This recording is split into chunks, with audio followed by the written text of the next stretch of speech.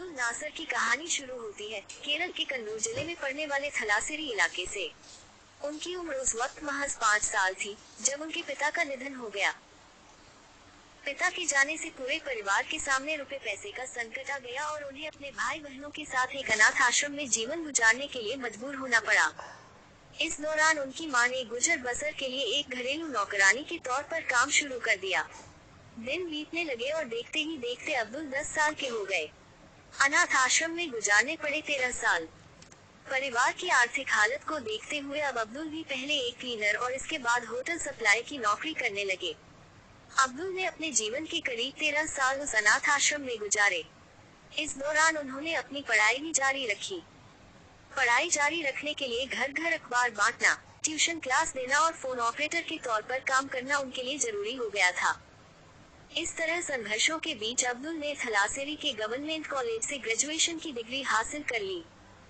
वो साल 1994 था जब अब्दुल नासर ने पोस्ट ग्रेजुएशन की डिग्री हासिल की। इसके बाद उन्होंने एक प्रतियोगी परीक्षा दी और उन्हें केरल के स्वास्थ्य विभाग में सरकारी कर्मचारी के तौर पर नौकरी मिल गई। अब्दुल ने अनाथ आश्रम में अपना बचपन गुजरता देखा था, इसलिए उनके अंदर समाज के लिए कुछ कर गुजरने की ख्वाहिश हमेशा रही। अपनी नौकरी के दौरान भी कई मौके ऐसे आए जब उन्हें समाज सेवा के लिए कोशिश करते देखा गया। उनकी इन कोशिशों और मेहनत को देखते हुए सरकार ने उन्हें 2006 में राज्य सिविल सेवा के तहत डिप्टी कलेक्टर की भूमिका सौंप दी। अब्दुल नासर अपनी मेहनत और अपने कामों से लगातार आगे बढ़ रहे थे।